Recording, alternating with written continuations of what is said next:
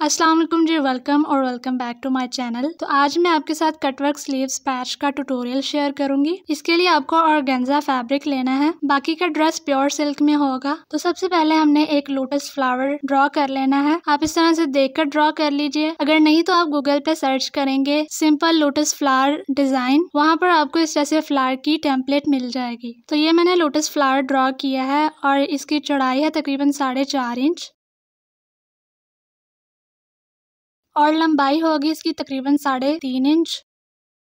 तो इन फ्लावर्स पे काम करने के लिए हमने ये लेने हैं सवरोस्की स्टोन्स। ये आप देख लेंगे, मुझे एक पैकेट में इस तरह से मिले थे। ये 250 का पैकेट है, इतना सा। इसमें तकरीबन 3 तोला स्टोन्स हैं। इन्हें मैं आपको खोल कर दिखाती हूँ। ये देखें, ये स्टोन्स बिल्कुल स्मॉल सिक्वन के साइज के स्टोन है ये, और इनमें जो शेड्स पड़ रहे हैं डिफरेंट, इनकी वजह से इन्हें सवरोस्की स्टोन्स कहते हैं। इन स्टोन्स में आपको डिफरेंट शेप्स भी मिल जाती हैं, जैसे आजकल म्यूजिक के ड्रेसेस पे फ्लावर स्टोन्स जो यूज हो रहे हैं वो भी यही सवरोस्की स्टोन्स होते हैं, मल्टी कलर्स मल्टी शेड्स के साथ। तो हमें बस ये स्टोन्स ही चाहिए, लेकिन अगर आप चाहें तो इसकी जगह आप डिफरेंट मटेरियल भी यूज कर सकते हैं, जैसे आप बाउल सीक्वेंस इसकी जगह यूज कर लें, या फिर आप राइनस्टोन चेन भी यहाँ लगा सकते हैं, वो आपकी मर्जी है। अब यहाँ पर मैंने ऑर्गेन्जा का फैब्रिक लिया है, 10 इंच इसकी चौड़ाई है, और इसको मैंने डबल फोल्ड कर लिया है, मतलब अब इसकी चौड़ाई 5 इंच है। आपको भी ऐसे ये डबल फोल्ड में फैब्रिक लेना है। तो हमने जो फ्लावर ड्रॉ किया था वो पेपर हम ऐसे इसके अंदर रखेंगे,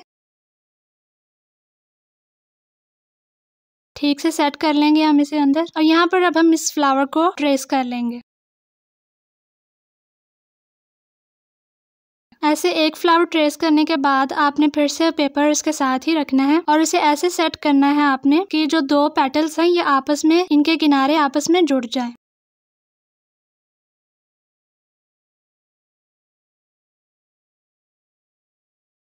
ऐसे ही आपने जोड़ जोड़ कर ये फ्लावर्स आगे को ट्रेस कर लेने हैं।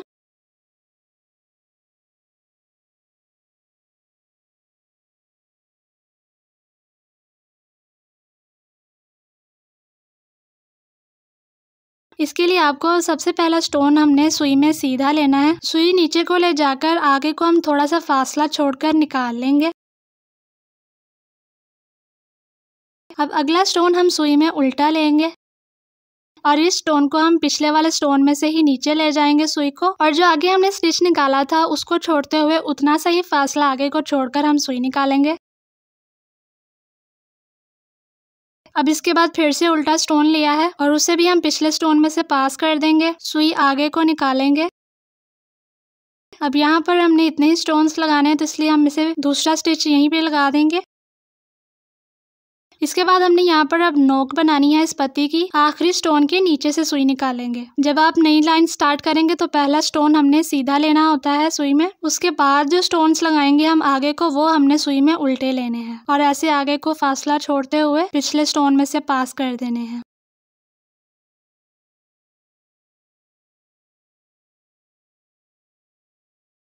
तो ये हमारा लास्ट स्टोन था इस पत्ती पे, तो हम इस पे अब डबल स्टिच कर देंगे। अब यहाँ पर जो हमने 2 पेटल्स आपस में जोड़नी है, उसके लिए आप एक फ्लावर की पेटल पूरी बना लेंगे और दूसरे को उसके साथ जोड़ेंगे। आप देख लिये मैंने आपस में कैसे अटैच कर रही हूँ।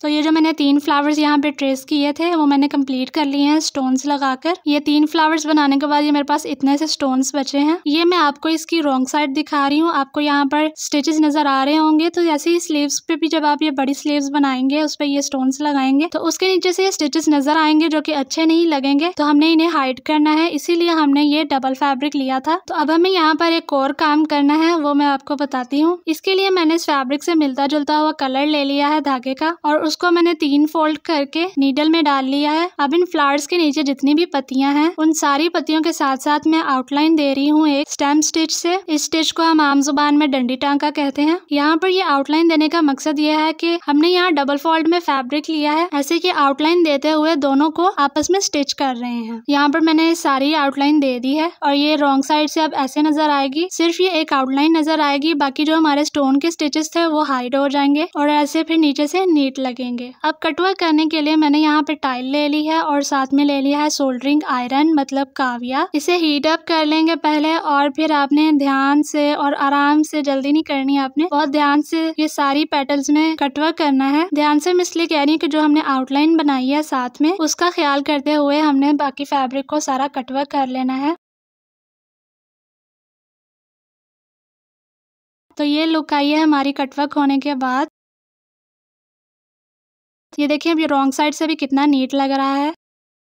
अब आप जो अपना शर्ट का फैब्रिक लेंगे उसके साथ आप स्लीव्स पे ये पैच ऐसे अटैच कर देंगे। ये फ्लावर्स आपकी एक स्लीव पे 5 to 6 फ्लावर्स बनेंगे। आप यही फ्लावर्स स्लीव्स के साथ साथ दामन पे भी बना सकते हैं। ऐसे आपकी शर्ट बिल्कुल कंप्लीट लगेगी। आप यही फ्लावर्स बड़े बड़े दुपट्टे पे भी बना सकते हैं, वो भी बहुत अच्छी लुक देगा। तो आई होप आपको आज का ट्यूटोरियल अच्छा लगा होगा। Thank you for watching. Bye.